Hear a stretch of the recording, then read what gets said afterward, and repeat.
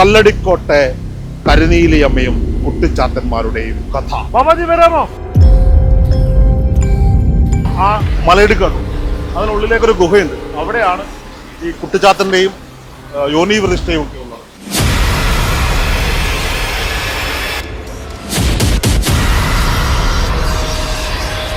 കൂളിക്കുന്നൻ ചാത്തന് കരിനീലിയമ്മയിൽ പിറന്ന 33 കോടി ചാത്തന്മാരാണ്.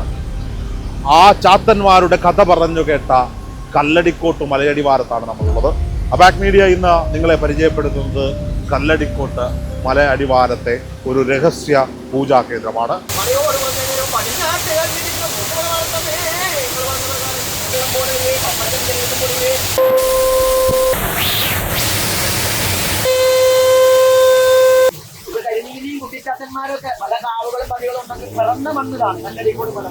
കല്ലടിക്കോട്ടെ കരിനീലിയമ്മയും കുട്ടിച്ചാത്തന്മാരുടെയും കഥ.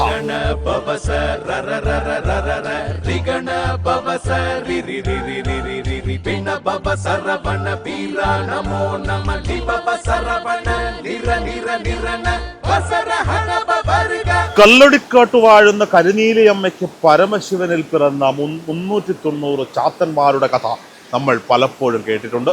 എന്നാൽ കല്ലടിക്കോട്ടെ മലബാർ സമ്പ്രദായക്കാർക്ക് അത് കൂളിക്കുന്നൻ ചാത്തന് കരിനീലിയമ്മയിൽ പിറന്ന 33 കോടി ചാത്തന്മാരാണ്. ആ ചാത്തന്മാരുടെ കഥ പറഞ്ഞു കേട്ട കല്ലടിക്കോട്ട് മലയടിവാരത്താണ് നമ്മളുള്ളത്. അബാക് മീഡിയ ഇന്ന് നിങ്ങളെ പരിചയപ്പെടുത്തുന്നത് കല്ലടിക്കോട്ട് മലയടിവാരത്തെ ഒരു രഹസ്യ പൂജാ കേന്ദ്രമാണ്. ചണ്ടാള ബാബാജിയെ നമുക്കറിയാം, പലപ്പോഴും പല വീഡിയോകളിലൂടെ ഒക്കെ നമ്മൾ അദ്ദേഹത്തെ കണ്ടിട്ടുണ്ട്. അദ്ദേഹം കല്ലടിക്കോട്ടെ അദ്ദേഹം ആരാധന ചെയ്യുന്ന രഹസ്യ കേന്ദ്രത്തിലേക്ക് നമ്മൾ ഒരുപാട് തവണ അഭ്യർത്ഥിച്ചതിന് പ്രകാരം നമ്മളെ കൊണ്ടുവന്നിരിക്കുകയാണ്. പ്രകൃതി രമണീയതയാൽ ചുറ്റപ്പെട്ട അവിടേക്ക് എത്തിപ്പെടാൻ തന്നെ നല്ല പാടാണ്. ആ കാഴ്ചകളാണ് ഇന്ന് അബാക് മീഡിയ പ്രേക്ഷകരിലേക്ക് എത്തുന്നത്. കല്ലടിക്കോട്ടെ കരിനീലിയമ്മയും കുട്ടിച്ചാത്തന്മാരുടെയും കഥ. എണ്ണിയാലൊടുങ്ങാത്ത കുട്ടിച്ചാത്തന്മാരും മുത്തപ്പന്മാരും പടിമാന മക്കളും കാളികൂളി ഭണ്ഡാരങ്ങളും ഒക്കെ പിറന്ന മണ്ണാണ്. ഇതൊക്കെ അതിൽ പെട്ട തന്നെയാ. അപ്പൊ നമ്മള് മലയിലേക്ക് നമ്മൾ വിളക്ക് വെക്കുന്ന ഒരു ഗുപ്തമായിട്ടൊരു സങ്കേതമുണ്ട്, അവിടേക്കാ പോകുന്നത്. ഈ റബ്ബറും തോട്ടങ്ങളും ഈ എസ്റ്റേറ്റുകളും ഒക്കെ ഈ കല്ലടിക്കോട് ഇപ്പൊ നിങ്ങൾ ഇറങ്ങിയ ടൗണൊക്കെ കല്ലടിക്കോട് തന്നെയാ. അപ്പൊ മല എന്ന് പറഞ്ഞാൽ പണ്ട് ഇതൊക്കെ കാടാ. അപ്പൊ പോയിട്ട് മലഭാഗം മാത്രം. ഇപ്പൊ ഇതൊക്കെ റബ്ബർ കാണുന്നുണ്ടാവും. ഇതും ഫോറസ്റ്റിന്റെ പിന്നീട് ആൾക്കാർ പിന്നെ കാലകാലം മാറി മാറി വന്നതിന്റെ ഭാഗമായിട്ട് വ്യക്തികളിലേക്ക് ഇത് വന്നതാ. അപ്പൊ ഇതൊക്കെ കാട് വെട്ടി കഴിഞ്ഞാ. ഇതും തന്നെ ഇവിടുത്തെ കഥ എങ്ങനെയാ വെച്ചാ, ഇതിന്റെ പണി നടക്കുമ്പോ ആന ഇറങ്ങിയുണ്ടായി. ആന ഇറങ്ങിയപ്പോ ആള് വെടിവെച്ചപ്പോ ആനക്കുട്ടിക്കാണ് വെടിയുണ്ടേ. ആ ആനക്കുട്ടി അപ്പുറത്ത് പോയിട്ട് മലയെ പോയിട്ടാ ചെരിഞ്ഞത്. അതിനുശേഷം ഇവിടെ പണി നടക്കുമ്പോ എന്തേലും കാര്യമായിട്ട് ആ ഭാഗത്തേക്കുള്ളിലേക്ക് പണി നടക്കണ നേരത്ത് ആന ഇറങ്ങും. ഒരു പണിയെടുക്കാൻ സമ്മതിക്കില്ല ഈ തോട്ടത്തിൽ ആ ഒരു സൈഡ്. അതുകൊണ്ട് വെച്ചാ അവിടുന്ന് ഒരു വിളയും ഇതിന്റെ ആൾക്ക് കിട്ടില്ല. പിന്നെന്താ വെച്ചാൽ സ്വതവേ നമ്മൾ ഈ കരിങ്കുട്ടി എന്നൊക്കെ പറഞ്ഞാലും കരിങ്കുട്ടിയുടെ ഒരു പ്രകടിത ഭാവമായിട്ട് ആനയെ തന്നെയാ പറയാ.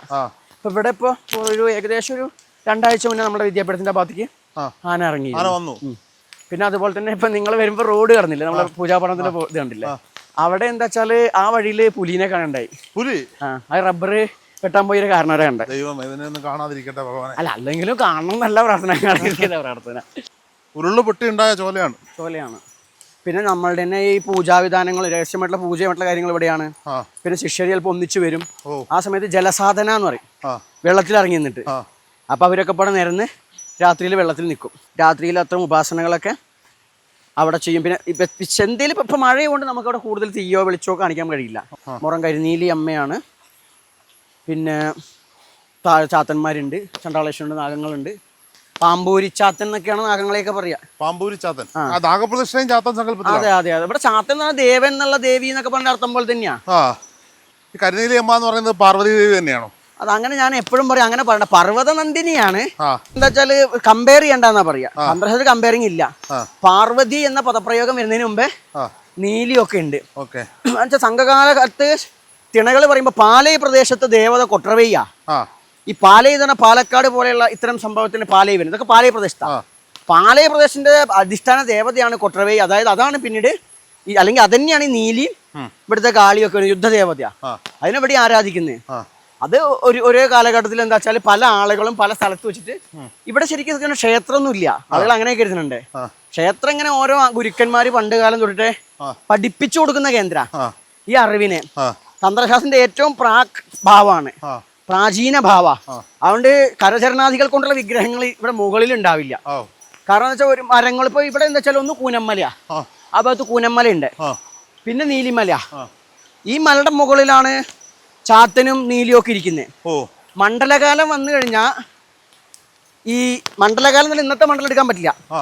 മകരവിളക്ക് മഹോത്സവത്തിന് നട തുറക്കും, 7 ദിവസം തുറന്നു. ആ ടൈമിൽ ഇവിടുന്ന് എന്ത് ചെയ്യും? ആ ടൈമിൽ എന്ത് ചെയ്യും? ഇവിടുന്ന് ചാത്തനും അതുപോലെ നീലിയും ഒക്കെ പാടെ അങ്ങോട്ട് പോകും. അപ്പൊ ഇവിടെ ആരാധന ഇല്ല. എല്ലാ സമയങ്ങളിലൊക്കെ ഇവിടെ ഇപ്പൊ ശബരിമല ഞങ്ങളെ സംബന്ധിച്ച് ഇപ്പൊ അവിടെ ഇല്ല. ഇപ്പൊ അവിടെ ചാത്തനും അല്ലെങ്കിൽ അയ്യപ്പനൊന്നും അവിടെ ഇല്ല. അതൊക്കെ എന്താ വെച്ചാൽ ഇവിടെയാണ്. ഇപ്പൊ അയ്യപ്പൻ എന്ന് പറഞ്ഞാൽ തന്നെ 5ന്റെ അപ്പൻ, 5 ചാത്തന്മാർക്ക് മുകളിലിരിക്കുന്ന അപ്പനാ. ഇപ്പൊ ഞങ്ങള് കരിങ്കുട്ടി ചാത്തൻ എന്ന് പറയും. കരിങ്കുട്ടി ചാത്തന്റെ ബാലഭാവമാണ് മായച്ചാത്തൻ. അപ്പൊ അതിനെന്ന് വെച്ചാൽ 5 എണ്ണ പുലക്കുട്ടി ചാത്തൻ, നീർക്കുട്ടി ചാത്തൻ, തീക്കുട്ടി ചാത്തൻ, പറക്കുട്ടി ചാത്തൻ, പൂക്കുട്ടി ചാത്തൻ. 5 ചാത്തന്മാരുടെയും മൂത്തവൻ കരിങ്കുട്ടി ചാത്തൻ.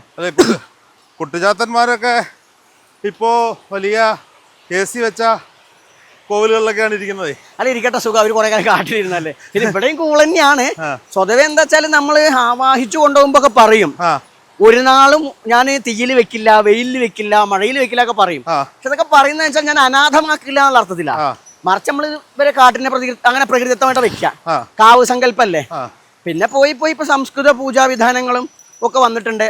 അതൊന്നും തെറ്റും പറയാല്ലോ, നമ്മളൊന്നും പറയാല്ല. കാരണം മാറി മാറി വരണ്ടേ, എല്ലാം മാറിയില്ലേ, മാറ്റങ്ങളെ ഉൾക്കൊള്ളാൻ ദൈവങ്ങൾക്കും ആവണ്ടേ.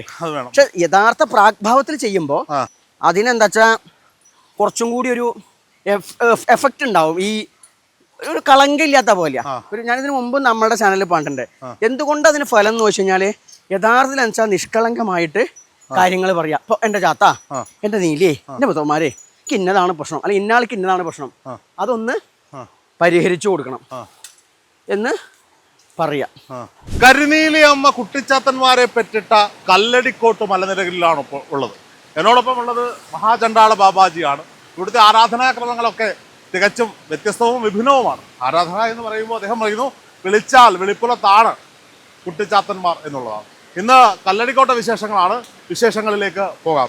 നനയും, അതുകൊണ്ട് തന്നെ പലതിലും ഓഡിയോ എടുക്കാൻ നിവൃത്തിയില്ല. ടെക്നിക്കലി നല്ല മഴയുണ്ട്, മഴയ്ക്കൊപ്പം തന്നെ പ്രകൃതിദത്തമായ വെള്ളച്ചാട്ടമാണ്. കല്ലടിക്കോട്ട് മലനിരകളിൽ നിന്നാണ് ഇന്നത്തെ വീഡിയോ പ്രേക്ഷകരിലേക്ക് എത്തിക്കുന്നത്. കൂളിവാക പ്രസവിച്ചൊരു കുളമുണ്ടല്ലോ. അല്ല അതെന്താ വെച്ചാല് ഞാൻ പറഞ്ഞില്ല, പാതാളത്തിലാണ് പെറ്റിട്ടേ എന്നുള്ളതാ. പാതാളത്തിൽ പെറ്റിടുക എന്ന് പറഞ്ഞാൽ ഇവിടെ താഴെ വന്ന് പെറ്റിട്ട് പോയതാ. പിന്നെ എന്താ വെച്ചാല് അങ്ങോട്ട് കൊണ്ടുപോയി പിന്നെ തിരിച്ചു കൊണ്ട് ഇവിടെ. അതിന് ശേഷം അമ്മ അനുഗ്രഹിക്കുന്നത് വട്ടിയിലും പുറത്തിലും ഒക്കെ അനുഗ്രഹം കൊടുത്ത് ആൾക്കാരൊക്കെ ഉണ്ട്. ഇപ്പൊ ചക്കൻ ചേനൻ ചെറുപറയൻ എന്നൊക്കെ പറയും. അങ്ങനെയുള്ള കാരണവന്മാരൊക്കെ, ഈർക്കാട്ട് മുത്തപ്പൻ, ഇവരൊക്കെ അനുഗ്രഹിച്ച് പറഞ്ഞയച്ചത് ഈ മുറത്തിലാ, അല്ലെങ്കിൽ ഈ മുറത്തില്. അതാണ് അവിടെ താഴെയൊക്കെ മുറം വെച്ചിരിക്കണേ. നീലിയുടെ സാന്നിധ്യം, നെല്ലായിട്ട് ചാത്തന്മാരുടെ സാന്നിധ്യം ഒക്കെ ഉണ്ട്. അതിൽ ആ മുറത്തിൽ തന്നെ നമുക്ക് അനുഗ്രഹിച്ച് നൽകുന്നൊക്കെയാണ്. ഇപ്പൊ ഇവിടെയാണെങ്കിലും ഇതിന്റെ ഉള്ളില് സത്യം പറഞ്ഞ ഒരു ഇപ്പൊ നമ്മൾ പറയും ആദിമുത്തൻ ചാത്തപ്പൻ എന്ന് പറയും. ഇപ്പൊ നിങ്ങൾ ശിവൻ എന്നൊക്കെ പറഞ്ഞ പോലെ അവിടെ ഒരു ഊർദ്ധമായിട്ട്, അല്ല അധോമുഖമായിട്ട് താഴേക്ക് നിൽക്കുന്ന ഒരു ലിംഗസ്വരൂപം പോലെ ഒരു സ്വയംഭൂവായിട്ട് സങ്കല്പം ഉണ്ട്. പിന്നെ കൂടെ ചാത്തന്മാരെ വെച്ചിട്ടുണ്ട്. പിന്നെ ഒരു യോനി സങ്കല്പത്തിൽ നീലി അങ്ങനെ തന്നെ ഇതിന്റെ ഉള്ളിലുണ്ട്. അപ്പൊ അതൊക്കെ ഇതിന്റെ ഉള്ളില്, ഈ ചോലല്ല, ഇതിന്റെ ഉള്ളിൽ ഗുഹയുണ്ട്. അത് അതിന്റെ ഉള്ളിൽ കയറി നിന്നിട്ട് നമ്മളെ പ്രാർത്ഥനയും കാര്യങ്ങളൊക്കെ, അവിടെ ഇരിക്കാനുള്ള സൗകര്യം ഒക്കെ ഉണ്ട്. പക്ഷെ വെള്ളം ചെറുതായിട്ട് വീഴും, ക്യാമറ കൊണ്ട് കയറുമ്പോ നനയും ചിലപ്പോ. നമുക്ക് ഞാൻ വേറെ സംശയം ചോദിക്കട്ടെ. ഈ വിളിച്ചാൽ വെളിപ്പുറത്താണ്, ക്ഷിപ്രപ്രസാദികളാണ് ചാത്തന്മാർ. അതിൽ ഈ വിഷ്ണുമായ കുട്ടിച്ചാത്തനെയാണ് നമ്മൾ കൂടുതലായി അറിയുക. എന്താണ് വിഷ്ണുമായ കുട്ടിച്ചാത്തനും ബാക്കിയുള്ള ചാത്തന്മാരും തമ്മിലുള്ള വ്യത്യാസം? മായച്ചാത്തൻ എന്നാ ഞങ്ങളെ പറയാ, വിഷ്ണു എന്നുള്ള പേരില്ല. മായച്ചാത്തൻ ചാത്തന്മാരിലെ കുട്ടിയാണ്, അല്ലെങ്കിൽ കരിങ്കുട്ടിയുടെ ബാലഭാവമായിട്ടും പറയും. അപ്പൊ എന്താ വെച്ചാൽ ആ ബാലഭാവത്തിലാകുമ്പോ നമുക്ക് ഓടി വരും. ഇപ്പൊ നമ്മളിപ്പോ സ്വതവേ ചേലേറും ചന്തമോട് അരമണി അണിഞ്ഞു കുറുവടിയേന്തി കല്ലടിക്കോട് മലവാരത്ത് ചെറുകാട്ടിൻ പോത്തൻ പുറമേറി ആടി ഓടി വിളയാടും കൂളിക്കുന്നേറിയ കരിനീലി എന്ന കൂളിവാക പറ്റ. അങ്ങനെയാ. അപ്പൊ അങ്ങനെ വേണം നേരത്തെ ആ ആടി ഓടി വിളിയാ. അപ്പൊ കളിച്ച് നടക്കുക. ആ ബാലഭാവത്തിൽ എന്തേലും വിളിച്ച് കുട്ടികൾക്ക് നമ്മൾ ചെറിയ മുട്ടായി കൊടുക്കില്ലേ, ഇങ്ങനെ എന്തും ആ കുട്ടിക്ക് ഇഷ്ടപ്പെടുന്നില്ല എന്ത് വെച്ച് വിളിച്ചാലും ആ ബാലഭാഗത്തിൽ ഒരു ആപത്തും ഇല്ല, വലിയ ആപത്തില്ല. മറ്റുള്ളതൊന്നും അങ്ങനെയല്ല. ഇപ്പൊ കരിങ്കുട്ടിയൊക്കെ ആകുമ്പോൾ കർമ്മത്തിന്റെ ദേവത കരിങ്കുട്ടി. ഏത് കർമ്മ ഏത് ജോലി സംബന്ധമായിട്ടുള്ള കാര്യം ഉണ്ടെങ്കിലും ശരി, കരിങ്കുട്ടിന് മാത്രം വെച്ചാലും മതി. അപ്പൊ അത് കുറച്ച് തീഷ്ണാണ് താനും. അപ്പൊ ഈ കളിയും ചിരിയൊന്നും ഉണ്ടാവില്ല ഗൗരവത്തിലും നമ്മളെ പ്രൊട്ടക്ട് കാര്യത്തിൽ എല്ലാവരും. അപ്പൊ ഒരു വീഴ്ച വരാൻ പറ്റില്ല. മായച്ചാത്തിന് അങ്ങനെയല്ല, കുറെ ക്ഷമിക്കും, നമുക്ക് ഓമനിക്കാം.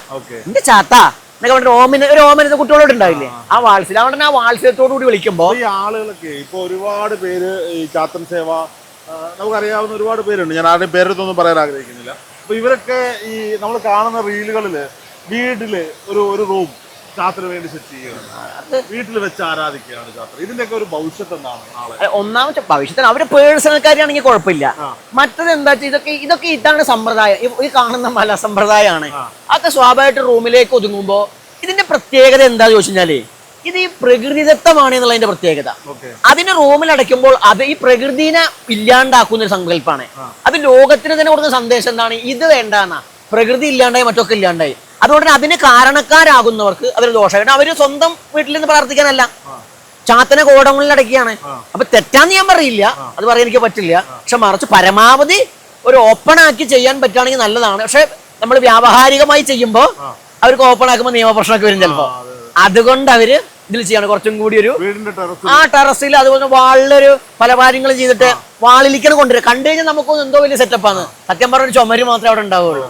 അതൊക്കെ ഓരോരുത്തർ കാലത്തിനനുസരിച്ച് മാറ്റിക്കൊണ്ടുവരണം. അവര് പ്രകൃതി നിഷേധം ചെയ്യുന്നുണ്ട്. അല്ല, എന്നിട്ട് ഇവരെ ശിക്ഷണങ്ങളായി വരുന്നവർക്കെല്ലാം വീട്ടിൽ കൊടുക്കുന്നുണ്ട്. അതെന്താ വെച്ചാൽ അങ്ങനത്തെ ഒരു സമ്പ്രദായം അല്ല അതൊന്നും. ഇതൊക്കെ സത്യം ഇപ്പൊ അങ്ങേക്ക് ചാപ്പന വേണം. ഞാൻ പറയാ, അങ്ങ് ഇവിടെ മുങ്ങി നീരുമ്പോ ഒരു കല്ലെടുത്ത് വീട്ടിലേക്കാണ് പോയിക്കോളൂ. ചാത്തം കൂടെ ഉണ്ടാവും. ഇനി വല്ലതും ഉണ്ടാകാൻ പറ്റില്ല, ഇന്ന് കുറച്ച് വെള്ളം കൊണ്ടുപോയി മോളിൽ നിന്നോട് ഒഴുകി വരുന്നതാ, അപ്പൊ വെള്ളം കൊണ്ടുപോയിക്കോളൂ. ഇതവിടെ കളിച്ചു, അതിനൊന്നും ചെലവില്ലാന്ന്. ഇവിടുത്തെ ഒരു കല്ലിലും ചാത്തനും നിങ്ങൾ സങ്കല്പിച്ചാൽ മതി. ഇപ്പൊ ഇന്നലെ 2 ദിവസം മുന്നേ വയനാട്ടിൽ നിന്ന് ഒരാൾ വന്നു. അയാൾക്ക് വന്ന സമയത്ത് അയാൾ ഇങ്ങനെ ആഗ്രഹം പറഞ്ഞപ്പോൾ നമ്മൾ ഉള്ളിൽ നിന്നൊരു ചെറിയ കല്ലെടുത്ത് കൊടുത്തു. ഇത് വീട്ടിൽ കൊണ്ടുവച്ചോളൂ, ബാക്കി പിന്നെ. അപ്പൊ അത്രേ ഉള്ളൂ, വേറെ ചടങ്ങുകളൊന്നും ഇല്ല, അതിന് ഒന്നുമില്ല കേട്ടോ. എടുത്തോണ്ട് കൊടുക്കുക, അയാളെ ഭക്തിയിൽ വന്നതാ. അതിലാണ്ട് അതിന് വീസോദേശം ഒന്നും വാങ്ങിയില്ല, അത് കൊണ്ടുപോയിട്ട് വെച്ചോളൂ. പാരമ്പര്യക്രമത്തിൽ നാട്ടുവൈദ്യന്മാരാ, ഒരു ചെറിയ രീതിയൊക്കെ ഉണ്ടെങ്കിൽ ഇവിടെ വന്നിട്ടില്ല ഇതുവരെ വന്നതാ. അല്ല, നമ്മൾ ഈ മലബാർ സമ്പ്രദായത്തിലെ ആരാധന നടത്തുന്ന പല കാവുകളിൽ പോയിട്ടുണ്ട്. പലയിടത്തും അവർക്ക് താല്പര്യമില്ലാത്തത് നമ്മൾ വീഡിയോയിൽ എടുത്തിട്ടില്ല എന്നുള്ളതാണ്. പക്ഷെ അവിടെയൊക്കെ നമ്മൾ കണ്ടിട്ടുള്ളത് മുഖം കുത്തിയ വിഗ്രഹങ്ങളോ അല്ലെങ്കിൽ വലിയ കല്ലുകളോ മരകഷ്ണങ്ങളോ ഒന്നും അല്ല, ചെറിയ കല്ലുകള്. അവരുടെ മുത്തിയും മുത്തനും. ഇതിപ്പോ എന്താ വെച്ചാല് ഈ ഒരു കല്ലിലേക്ക് പോലും രാഹുൽജി നോക്കിക്കഴിഞ്ഞാല്, രോഹിത് നോക്കിക്കഴിഞ്ഞാല് നമുക്ക് തന്നെ ചില രൂപങ്ങൾ തോന്നും. കൊത്തിക്കഴിഞ്ഞാൽ ആ ശില്പത്തിലെ രൂപം കഴിഞ്ഞു. അപ്പൊ നമുക്ക് നമ്മളുടെ ദേവതയെ കാണണമെങ്കിൽ സത്യത്തിൽ ഒന്നുമില്ലാത്തൊരു കല്ലാ നല്ലത്. ആദ്യ സ്വരൂപം, ആദ്യത്തിന് എന്താ ദൈവമാണെന്നിട്ടല്ല, ദൈവത്തെ ആരാധിക്കാൻ ഒരു സ്ഥലം എന്നാ കണ്ടെത്തിയത്. ഈ മഹാക്ഷേത്രങ്ങൾ, ഈ തന്ത്രവിധിപ്രകാരം പൂജ ചെയ്യുന്ന മഹാക്ഷേത്രങ്ങളിൽ, സ്വയംഭൂ എന്ന് പറയപ്പെടുന്ന ക്ഷേത്രങ്ങളിലും ആരാധന ചെയ്യുന്ന മൂലവിഗ്രഹങ്ങൾ മൂകാംബികയിലൊക്കെ ഉണ്ട്. മൂകാംബിക കൊടുങ്ങല്ലൂരൊക്കെ ചെറിയ ശിലയാണ്. മറ്റുള്ളത് കാണാനാണ് ആദ്യം കാണാനാ വെച്ച് അല്പജനങ്ങൾക്ക് ഭക്തജനങ്ങൾക്ക് വേണ്ടിയിട്ട് കാണാനുണ്ടാക്കി വെച്ചു. പിന്നീട് അതാണ് ദേവി ദേവൻ എന്ന് കരുതി പിന്നെ മറ്റുള്ളവർക്ക് അതിലേക്ക് പോവാണ്. കരകരണാദികളിലല്ല ദൈവം ഇരിക്കുന്നത്. അതൊക്കെ നമുക്ക് മനസ്സിലാക്കാൻ വിശേഷണം ഗ്രഹിക്കേണ്ടതാണ്. മൂകാംബികയില് ചെന്നിട്ട് ഇവിടുന്ന് കിലോമീറ്ററുകൾ യാത്ര ചെയ്ത് കഷ്ടപ്പെട്ട് അവിടെ ചെന്നിട്ട് തൊഴുന്നത് വിഗ്രഹത്തിലാണ്. തെറ്റാണെന്നല്ല, യഥാർത്ഥ ശക്തി അതാഴെ അതെ കാണും കൂടി ഇല്ല. അവിടെ എല്ലാ ആരാധന നടക്കണ അവിടെയാ. കൊടുങ്ങല്ലൂരാണല്ലോ എല്ലാ പ്രാധാന്യം അവിടെയാ. പക്ഷെ ഇത് മനസ്സിലാക്കാണ്ട് കാശില്ലാത്തവര് പോലെ ഈ പ്രതിഷ്ഠയ്ക്കൊക്കെ വേണ്ടിയിട്ട് അങ്ങ് പറഞ്ഞല്ലോ എന്തോരം പൈസ ചെലവാക്കണേ. ആദ്യം എന്താ നാരായണ ഗുരുദേവൻ പറഞ്ഞ പോലെ ശിവൻ ഉണ്ടാവട്ടെ പറഞ്ഞാലേ, ഇപ്പൊ ഈ സമ്പ്രദായമാണ് ആ ചാത്തനോ നീലിയോ ആദ്യം അത് ഉണ്ടാവട്ടെ. ഒരു ചെറിയ ശീല വെച്ച് ചെയ്യാൻ പറ്റുന്ന കാര്യമുള്ളൂ. അതെന്താ വെച്ചാൽ അവർക്ക് സാധനാബലം ഉണ്ടെങ്കിൽ അവർക്കങ്ങനെ ചെയ്യാം. സാധനാബലം അല്ലെങ്കിൽ ആചാര്യ സഹായം, ഗുരുവിന്റെ മുത്തവന്മാരുടെ സഹായം തേടാം. അതല്ലെങ്കിൽ ഇത്രയും കേന്ദ്രത്തിലൊക്കെ വന്നിട്ട് 2 ദിവസം അവരൊക്കെ എന്താ വെറുതെ ഇരുന്നിട്ടോ പ്രാർത്ഥിച്ചിട്ടോ അങ്ങനെ ഇവിടെ മുങ്ങിയിട്ട് അമ്മ എന്റെ കൂടെ വരണം എന്ന് പറഞ്ഞാൽ പോന്നോളും. ഈ വണ്ടി പൈസ ചെലവുള്ളൂ. ഇതല്ല, ഇത് സത്യം പറഞ്ഞാൽ ഇതൊന്നും അറിയാണ്ട പാവങ്ങള്. ഒരാൾ എന്നെ കാണാൻ വന്നു വിഷ്ണുമായന്റെ. അയാൾ പറഞ്ഞിട്ട് ഒരു സ്ഥലത്ത് പോയിട്ട് 2 ലക്ഷം റുപ്യ ഈ ഒരു വിഗ്രഹം എന്താ വിഗ്രഹത്തിന് പൈസ വേറെയാ കയ്യിലെടുത്ത് കൊടുക്കാൻ വേണ്ടി വേണം എന്ന് പറഞ്ഞു. അപ്പൊ ഞാൻ പറഞ്ഞു ഇവിടെ എന്താ 2 ലക്ഷം തൊട്ടാ പൂജയുടെ ചെലവ് നിങ്ങൾ എടുത്തോളൂ, പൂജ ചെയ്യട്ടെ, പൂജ ചെലവ് അല്ല ഇങ്ങനെയാണെങ്കിൽ ഇവിടുന്ന് എടുത്തോളൂ എന്ന് പറഞ്ഞു. അപ്പൊ അത്രേ ഉള്ളൂ. അപ്പൊ ആളുകൾ ഇതൊന്നും പൈസ വാങ്ങണ തെറ്റല്ല, അതൊക്കെ അവർക്ക് വേണ്ടതാണ്, പൈസ ഇല്ലാണ്ട് പറ്റില്ല. പക്ഷെ കുറച്ച് അത് അല്ലാണ്ടെയും ഓപ്ഷൻ ഉണ്ട് എന്നാ ഭക്തന്മാരോട് എനിക്ക് പറയാനുള്ളത്. നമ്മൾ പലപ്പോഴും കേട്ടിട്ടുണ്ട് കൗള മാർഗത്തിലുള്ള ആരാധനാ രീതികളെ പറ്റി പറയുമ്പോൾ കൗള മാർഗത്തിൽ മാംസവും മദ്യവും ഒക്കെ നിർബന്ധമാണ്. അങ്ങനെയുണ്ടോ? നിർബന്ധമല്ല. കൗളത്തിൽ എന്ന് വെച്ചാൽ ദക്ഷിണമാർഗം ഉത്തരമാർഗം ഉണ്ട്. അല്ലെങ്കിൽ എന്താ പറയുക പൂർവവും ദക്ഷിണവും ഇങ്ങനെയൊക്കെ പറയും. അപ്പൊ ഇതില് പൂർവാചാരമാണ് വാമാചാരം. അതാണ് ആദിമ സമ്പ്രദായം, പ്രാക് സമ്പ്രദായം. അതിലെന്താ വെച്ചാ മദ്യ മത്സ്യ മാംസാദികൾ തന്നെയാണ്. അത് കൗളമാർഗം എന്ന് പറയുമ്പോൾ ആൾക്കാരെന്താ വെച്ചാ ഇതിന്റെ ഈ പറഞ്ഞ യോഗപരമായിട്ടുള്ള കാര്യങ്ങളാണ് ഏറ്റവും കൂടുതൽ ഇപ്പൊ ഈ തർക്കിക്കണവര് പറയാ ഇത് മാംസമല്ല മദ്യമല്ല എന്നൊക്കെ പറയും. അത് അതിന്റെ യോഗപരമായിട്ടുള്ള വീക്ഷണമാണ്. ഭൗതികമായിട്ടാണ് ഇതിന്റെ പൂജാ പദ്ധതി. കൗളാർണവത്തിൽ പൂജയും യോഗമാർഗമുണ്ട്. ഒരു കൗളൻ സമയാചാരി ആയിരിക്കണം, യോഗമാർഗി ആയിരിക്കണം. അപ്പൊ സ്വാഭാവികമായിട്ടും യഥാർത്ഥ പൂജാ പദ്ധതിയിൽ ഈ ദ്രവ്യങ്ങളും അതിന്റെ ആത്മീയ വശം കൂടിയും ഈ സാധകൻ കരസ്ഥമാക്കാൻ അറിവുണ്ടാവണം. അതിന് ഗുരുവിന്റെ സഹായം വേണം. പൂജ കള്ളും കൂടി വെച്ചിട്ട് കാര്യമില്ല. അപ്പൊ ഇത് രണ്ടും വന്നു. അപ്പൊ ഇതിൽ രണ്ടിൽ ഏതെങ്കിലും ഒന്ന് ചെയ്യാൻ പറ്റുമോ ചെയ്യാം. പക്ഷെ അനുഭവം വേണമെങ്കിൽ ഈ ദ്രവ്യങ്ങൾ തന്നെ വേണം. ശുദ്ധ കൗളം അശുദ്ധ കൗളം എന്നുണ്ടോ? ഇല്ല ഇല്ല ഇല്ല, അത് ധാരണ. പക്ഷെ അശുദ്ധാശുദ്ധ ഭേദമില്ലാത്ത സമ്പ്രദായമാണ് കൗളം. ഇപ്പൊ നമ്മൾ കുളിച്ചിട്ടില്ല എന്നും പറയാൻ പറ്റില്ല കൗളത്തില്. അത് ഇപ്പൊ നമ്മള് ഇങ്ങോട്ട് കയറി വന്നു ഇങ്ങനെ കുളിക്കാം. അപ്പൊ സ്വാഭാവികമായിട്ടും കൗളിനെ സംബന്ധിച്ച് ശുദ്ധാശുദ്ധ ഭേദം, വർണ്ണാശ്രമ ഭേദം ഒന്നും തന്നെ ഇല്ല. അല്ല, ഞാൻ പലരോടും ചോദിക്കുന്നത് ഏത് മാർഗത്തിലാണ് പൂജ, അത് കൗളമാണ്. അപ്പൊ ഞാൻ കൗളം എന്ന് പറയുന്നത് കൗളമോ ശുദ്ധ കൗളമാണ് കേട്ടോ. ശുദ്ധ കൗളം ഇല്ല, കൗളന് ശുദ്ധ ഇല്ല. കൗളം തന്നെ കുലാകുല സംയുക്താണ്. കുലോ അകുലമാണ്, ഭൗതികവും യൗകികവുമായിട്ടുള്ള പദ്ധതിയാണ്. അതിൽ പഞ്ചമകാരങ്ങളാണ്. പരശുരാമ കൽപ്പസൂത്രം എന്നൊരു താന്ത്രികത്തിന്റെ സംസ്കൃത ഗ്രന്ഥമുണ്ട്. അതിൽ പരശുരാമനും പറഞ്ഞാൽ മകാരപഞ്ചകങ്ങൾ, അതായത് മപഞ്ചകങ്ങൾ, മകാരങ്ങൾ, മദ്യമത്സാദികൾ ഇത് കിട്ടാതെ വന്നാൽ മാത്രം നിങ്ങൾ പേരിന് പൂജ മുടക്കമില്ലാതെ ചെയ്ത് തീർക്കുക. അല്ലെങ്കിൽ അത് വെച്ചിട്ടാണ് ചെയ്യണം പരശുരാമൻ പോലും ആ ഗ്രന്ഥത്തിൽ പറയുന്നത്. സൂക്ഷിച്ച് നടന്നില്ലെന്നുണ്ടെങ്കിൽ ഇത് എപ്പോ വേണമെങ്കിലും